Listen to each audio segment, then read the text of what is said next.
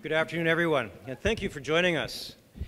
My first question of staff when we booked this place, will it be warm? And hopefully you're comfortable. We really appreciate you taking a number of hours to come out and join us. This is a special day for us, and thanks for helping us celebrate our 35th anniversary and moving us into our 2014 year. I'm going to give you a few highlights of our 2013 accomplishments, which was a total group effort, and I think everyone in this room played a part. How is the volume at the back? Can you hear me okay? Right. Thank you.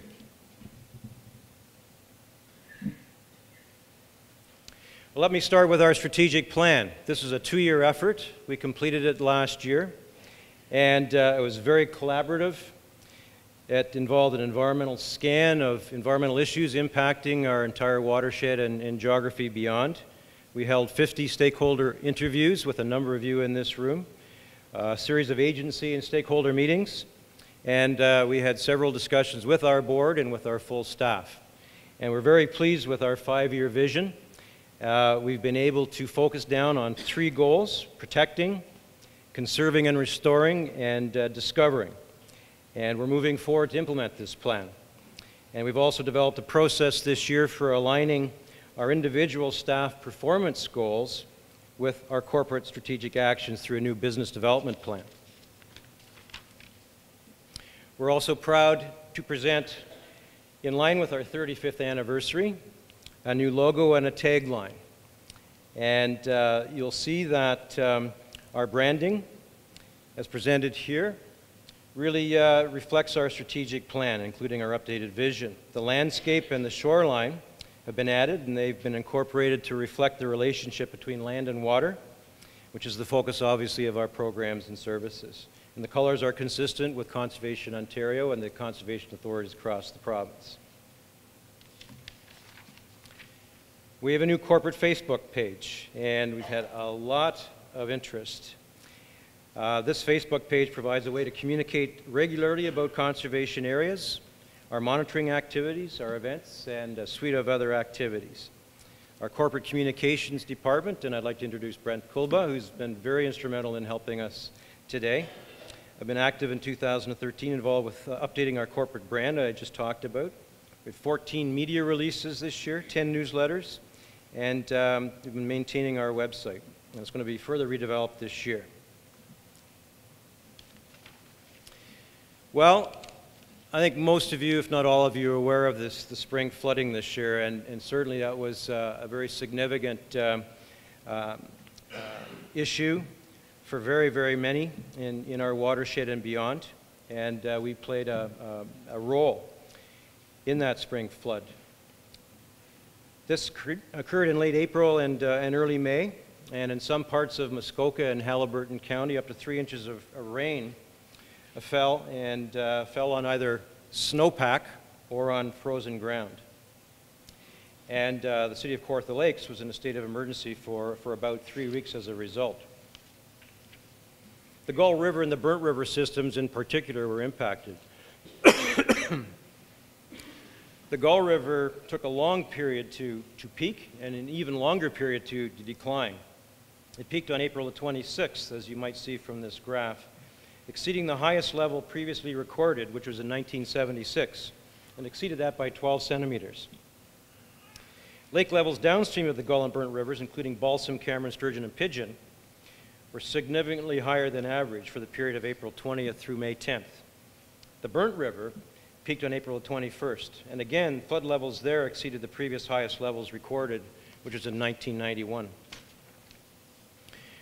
Our staff were very active in supporting in our flood forecasting and warning and broad communications role through that flood event. And you can see here a series of interactions with a number of agencies, with the Trent-Severn Waterway, the Ministry of Natural Resources, and of course the City of Kawartha Lakes. Also some of our partners to the north in Haliburton and some of those municipalities, some of the lake associations in the Reservoir Lakes area. April the 26th, we were involved in issuing a flood warning. And that was in consultation with all of those agencies, with the municipality, and with adjacent conservation authorities. We were active in daily communications and interacting on a very, very regular basis. And we think that communication played a key role in managing the situation and contributing to safety as best we all could. Lake management planning really is a key area of our focus as a conservation authority. Strong support from the City of Kawartha Lakes. Each plan is 4 years in preparation, involving 3 years of intensive sampling and monitoring of each lake and its tributaries and the full watershed. The 4th year involves intensive consultation, public forums, and peer review. And you can see here that we are proceeding through a series of these lake plans, each one commencing 1 year after the next. This year we're just completing the Sturgeon Lake plan, and we're very, very pleased with the results. And you can see that we're moving on an annual basis to complete 6 more.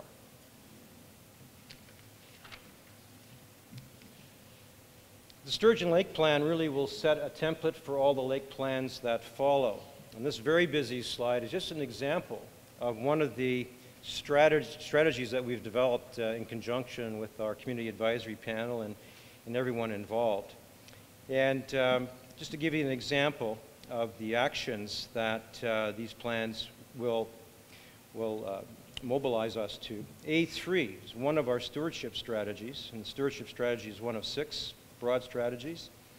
Talks about lot level measures such as reducing fertilizer use, increasing infiltration, capturing stormwater runoff, and other practices that conserve water and reduce pollution in targeted urban areas and waterfront communities. And there are a lot of details that flow from each of these actions. And we've identified leads. We'll take some of these actions and put them to fruition.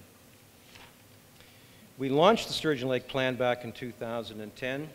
And this was our panel representation at the time, and it's grown. And it's fabulous, the involvement we have with so many of you and others in our lake environments. The Community Advisory Panel has been center to our work on lake planning. And these are most of the organizations. I'm not sure we've captured everyone because our panel membership is growing as we commence each new lake plan.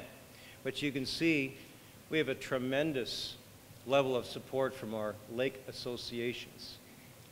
We have the provincial government. I can't name everyone, but our municipal support is key as well. But just a tremendous interaction of everyone who has an interest in the sustainability of our lakes into the future. And we really, really appreciate the volunteer time the members of this committee give us.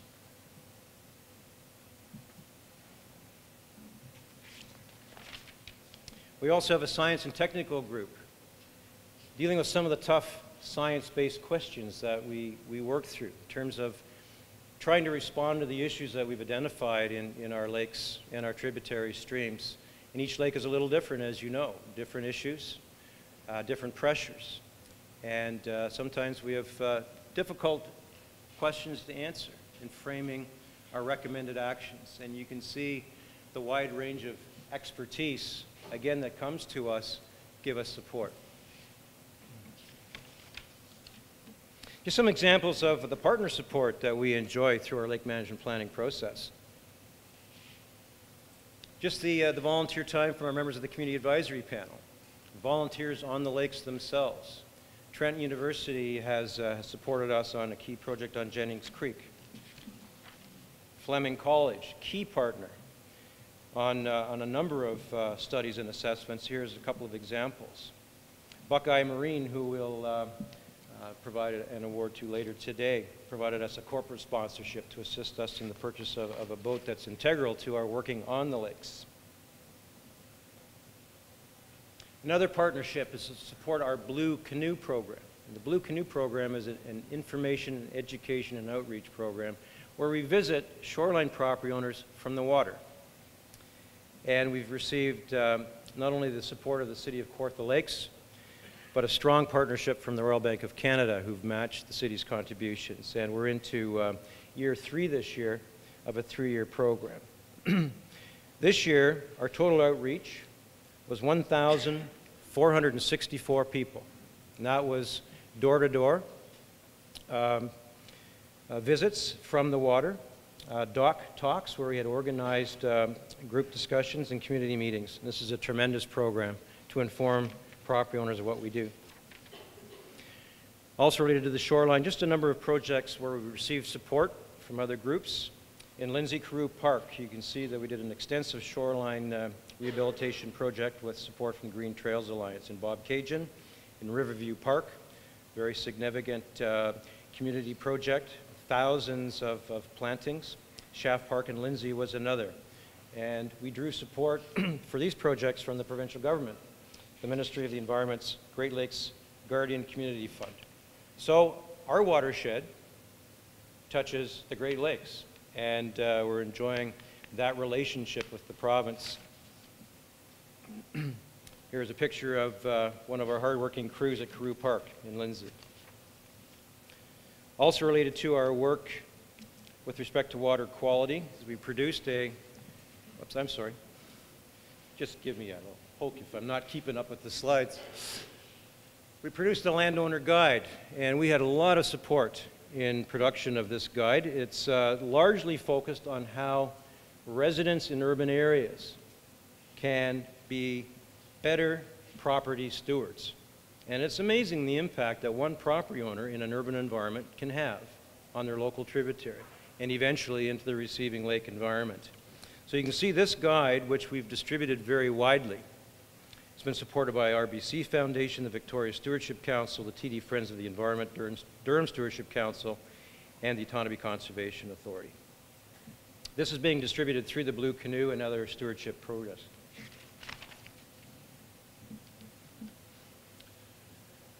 A really, really important program, and we're very pleased to have strong partnership with this one. Our tree seedling purchase program, we distributed 16,000 tree seedlings in April of last year, supported by the Victoria Stewardship Council and the Kawartha chapter of the Ontario Woodlot Association.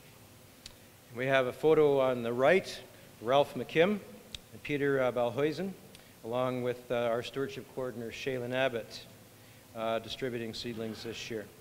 We are taking orders now for distribution this coming April. We've added this year some native shrubs and grasses, ideal for shorelines. We coordinated also the annual Kawartha Lakes Woodlot Conference and Trade Show in partnership again with the Kawartha chapter of the Ontario Woodlot Association. This conference was held on March the 1st in Lindsay, and we had over 80 attendees. The event this year is February the 15th. And again, coordinated by the Kawartha chapter. And registration is open. Carrying on our lake environment projects. This is an interesting project which is implementing one of the recommendations coming into the Lake Scugog Environmental Management Plan, which we completed in 2010, but which we've been implementing for the last number of years. This is a catch basin project designed to capture sediments and allows us to monitor, measure, assess sediments that are coming off of the streets and landscapes within Port Perry. So 2 stormwater drains on Perry Street in downtown Port Perry were fitted with these insert bags this past summer, and it was a pilot project. And these bags work like a filter cloth. They capture sediments in rainwater runoff, and you can see that we captured over 44 pounds of sediments. Were washed off parking lots, roads during a heavy rainfall over the period of a couple of months. So we're going to continue on with this pilot project into 2014. Also implementing the Lake Scugog plan, we undertook a very important stormwater management type retrofit, this bioswale and Bird's Eye Park, which is directly flowing into Lake Scugog. And you can see a very extensive project, and again with funding from the MOE Great Lakes Guardian Community Fund. Also support from the region of Durham, the township of Scugog, and a lot of volunteers. Another project was off of Riverview Drive in Port Perry, and we planted 700 native grasses and shrubs. And obviously this has a real benefit in terms of slowing runoff and filtering out pollutants. And this is going to be an area of focus coming out of all of our lake management plans in targeted areas, particularly urban ones. The Scugog Water Fund, another important source of support for us. You can see we did a number of projects of various types, again, aimed at implementing some of our strategic plans, our Lake Scugog plan, and so on. Lots of involvement with landowners, and it's really, really, really positive. So each year, staff in the authority raise funds to acknowledge a high school graduate with high academic standing who made contributions to the community, who are considering a post-secondary education in an environmental or conservation field. And pleased to have presented this to Lee Kogar, who's a resident of Bob Cajun, a student at IE Weldon Secondary School, and she was on the honor roll and has volunteered many hours with the Gaminge Nature Center on Pigeon Lake and the IE Weldon's Me2We team. Similarly, our board of directors issues an award annually, and this is to a high-standing graduate from the Ecological Restoration Honors Bachelor of Science program, which is joint with Trent, 2 years at Fleming College, then 2 years at Trent, and a BSc is the result. And these recipients are moving on to master's degrees in the environmental field. So we're pleased to do that every year. Tyler Jameson was this year's recipient, and he's at University of Victoria doing his master's. Planning and regulation, a really, really critical program. This year we made significant progress in some of our policies. Just in terms of the scope of what we do, we had 477 planning and regulation items come through our office. 288 of those were permit applications. We issued, to support the involvement of our farm community, a new agricultural guide to permitting to help farmers identify permit requirements and how to more easily apply for permission. We implemented new plan review policies this year, and we updated our fee schedule.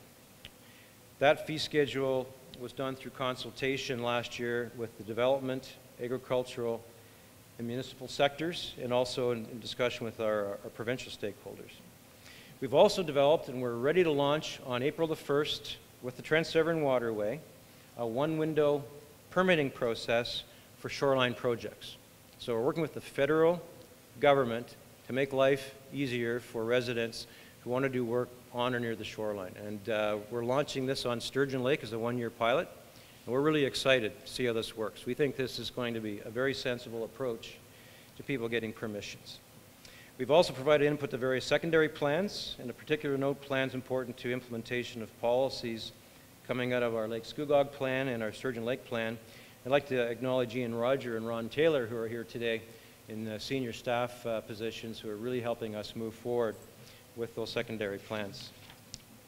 We're engaged in floodplain mapping, and we're doing 10 priority flood-prone study areas over the next number of years. This year, we are completing a significant project on the Ops Drain 1 in Jennings Creek in the Lindsay area, and next year we'll be proceeding with completion of floodplain projects on Sinister Creek.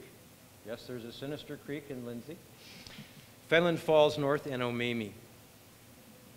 These will assist in planning future growth and development and include flood damage centers as part of the city's emergency management planning.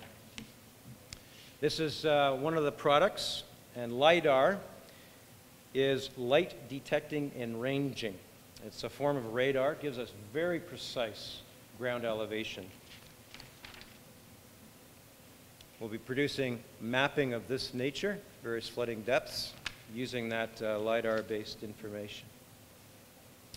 Another big project this year, large-scale fill, and we're pleased to co-host with the Township of Scugog a major symposium in January, 290 attendees, and we had speakers from municipal and provincial governments, from industry, from the consulting fraternity, engineering groups, citizen groups.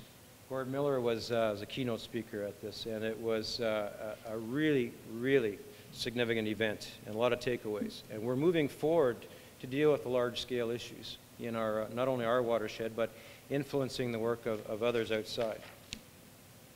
Just a quick note that we've also contributed to the Integrated Community Sustainability Plan for the city, and we served as the chair of the Water Focus Group, one of 9, contributing to the City of Kawartha Lake's plan. Pat Warren, one of our directors, was the chair of that plan.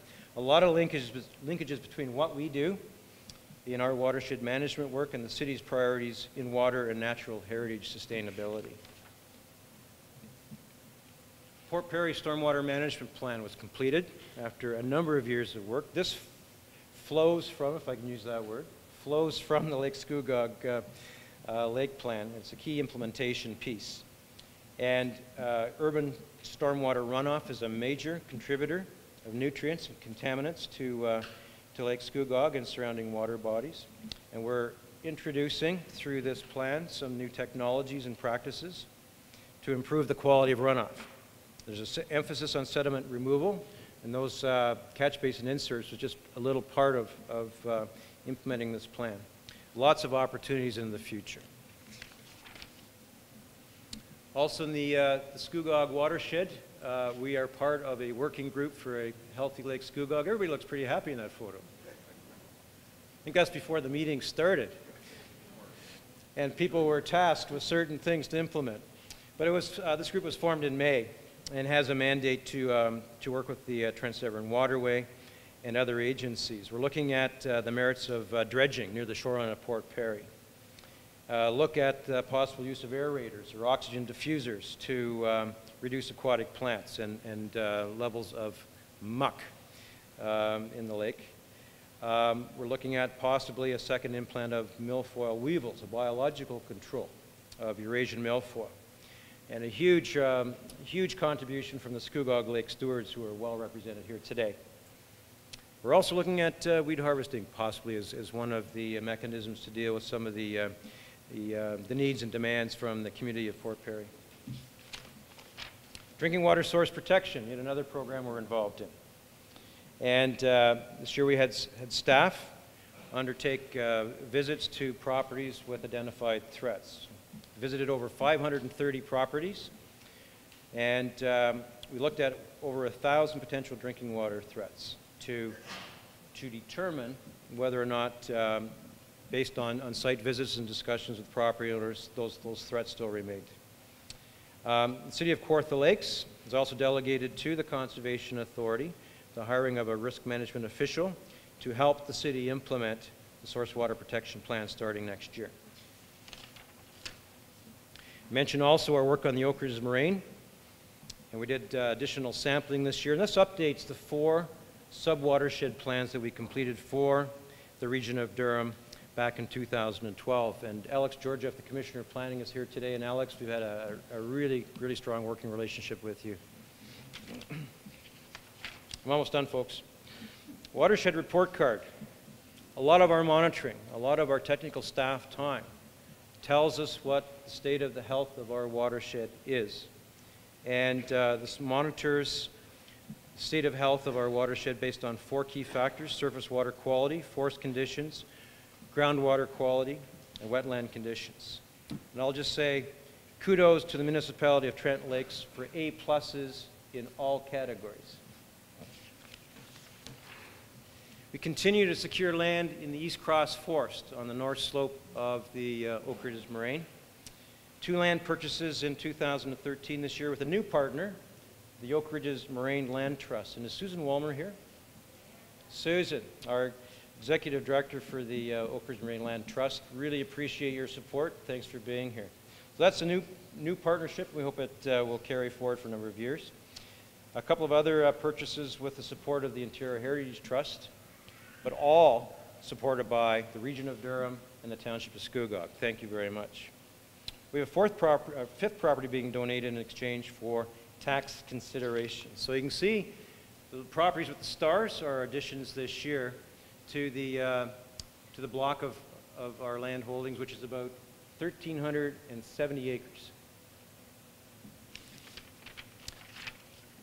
This year we opened an off-leash dog park in Ken Reed, and boy, is it popular. It's popular morning, noon, and night. It's popular in the cold days of winter, and It's been just tremendously received. We had significant contribution from the City of Kawartha Lakes through its Community Partnership Grant, and the Friends of Kawartha Conservation raised $7,500. There's the official opening. You can see all the sponsorships. It's a tremendous project. Another key project in our conservation area is the Pigeon River Headwaters and the conservation area Boardwalk. Folks, the Gold Star construction program from Lindsay Collegiate and Vocational Institute provided over 2,500 hours of assistance. Thank you very much. You did a great job.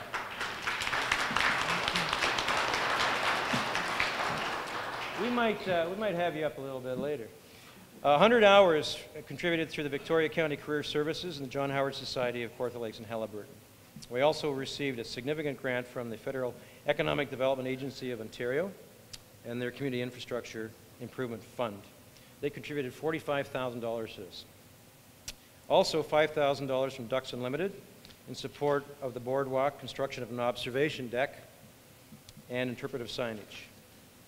And lastly, everybody's going, yes. We undertook massive renovation of our administrative headquarters this year, which needed upgrade. We've also built a new boardroom this year that can more comfortably accommodate our board of directors, and deputations. We were really crowded in our last boardroom space.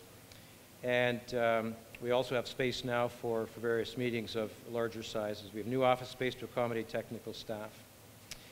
And we have a new area to provide enhanced customer service through a reception and meeting area.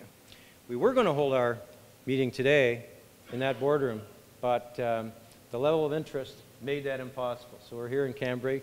Come and visit us at our new office. So, just a final thanks to all of our volunteers and partners that are here today, our municipal councillors and staff, our provincial and federal ministry and department staff, all of our agencies and associations, our colleges and our universities and our high schools. And particularly thank you to the board for your support. I'm not saying that because I'm in the midst of my performance review, but thank you for your support. You've been a great board. And our incredible staff team. Thank you.